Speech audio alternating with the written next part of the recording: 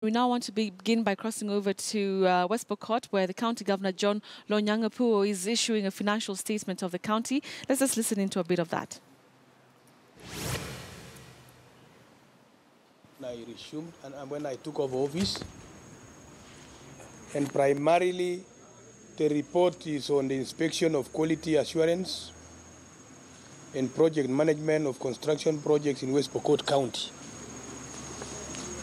There were hundreds of projects that had been started by the former regime, and it was essential that I knew the status of each for us to know what to do. So I will read the findings that are here, and the title is Massive Corruption in Past West Pokot County Projects, and the evidence is here. It is now 3 months since I took over as governor of West Pokot County. However, as my team settled down in office, we have discovered numerous financial scandals that were committed by the past regime. This has seen our poor county lose hundreds of millions of shillings in underhand deals that are highly illegal and criminal. In August, just after taking over the office, I asked the National Construction Authority to conduct an audit on the ongoing projects. And herein before me is a very damning report. It has showed that the cost of most of the projects are highly inflated. Work is halfway done. The workmanship is poor, but total payment has already been done for most of them. Furthermore, there was total disregard to procurement laws in Kenya, a lack of professionalism, which saw very many briefcase contractors awarded lucrative tenders that they had no capacity to handle. We have noted that the last government initiated numerous construction projects, particularly buildings, which are offices. And the sole purpose was not to improve the lives of the people of West Pokot, but rather to enrich some county officials through arbitrary awards of contract and kickbacks. A total of 23 projects have so far been analyzed out of the many, but none of them met the required standards of construction. We picked the large ones, 23 of them, but the others have not. The progress is still on. The financial integrity was lacking, and the public did not get the value of money spent. Furthermore, contractors were not registered by NCA, National Construction Authority, and or some of them did not have a valid practicing license for the year 2015, 2016, 2016, 2017. In fact, as we speak now, the National Construction Authority, NCA, is already going to institute disciplinary actions against these unlicensed contractors. And West Pokot may not be the only peculiar that has suffered from these quacks. The cases of inflating figures were very rampant in those projects. Furthermore, there were no documents for authenticity. For instance, the construction of early childhood development multipurpose hall in Kapenguria, it was initially valued at 26 million. But this figure was later on changed upwards to 41 million and fully paid without due regard to procurement process. And all the money has been paid, but the work is not complete. In another case, there was a construction of a tourist hotel at a cost of 350 million. Most of the money has been paid and procedurally, but the workmanship is poor, and the amount of work done so far is very little, not more than 15%, but a substantial amount of money paid. And the contractor is not fully having a valid license for the current year. We also have a case of the ongoing construction of Agricultural Training College, ATC, at Keringet, costing over 303 million.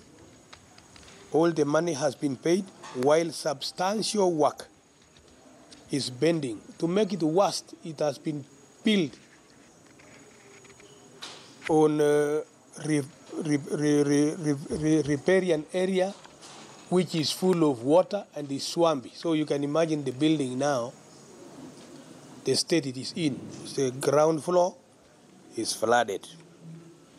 Even a further 85 million has been paid for phase 2 of the same building, whereas phase 1 is not complete. We have a case of stall renovation of Makutano Stadium, which has taken 4 years to be built. The project was quoted at a sum of 12 million initially, but as things stand, all the money was paid and overpaid, and the work has not been finished. As we see it, this is a true case of county staff conniving with contractors to defraud the public. In instances, I'm told, county staff would engage the contractors and cost them to submit payment for just before the building is done. Some contractors will be surprised. What will I give when the work is not done yet to warrant a submission for payment? Worst of all, the experts in the public works, architects, QSs, engineers, were put aside, and junior officers were engaged to oversee these projects. We note with concern that most of these projects were non-priority for this county, that they had been marginalized. You don't start with mighty buildings. And initially, this building had been given by the Grand Coalition government. So it was sufficient to house us for 5 years with our difficulties than to go into building a headquarter for every CEC. That is 10 of them. I want to inform the public that I have suspended all these projects as we further scrutinize the illegal activities that were involved in them. Meanwhile, I wish to invite the Ethics the Anti-Corruption Commission, EACC, to visit West Pokot County and to bring to book the criminals who have been conniving to steal public funds. My government will not tolerate, it will not condone theft of public funds, especially in a region like ours that was left behind for many years. And now the good news of devolution should benefit us. Majority of our people live below poverty line. Majority of our people cannot access medical care. And majority of them even cannot pay fees for their kids, live alone, getting even food for themselves and their animals. I thank you.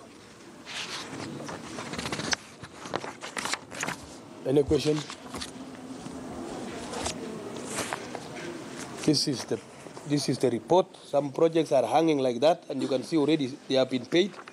A number of them have been paid. This beautiful one was done by President Kibaki when I was here, so we have no problem with this. But these are the ugly ones, are the ones I'm complaining about. And there are very many. We have all the pictorials, and we have all the evidence. And you find buildings have already been finalized, paid for, and they look like that. And it's a pity. It is such a pity that we could engage.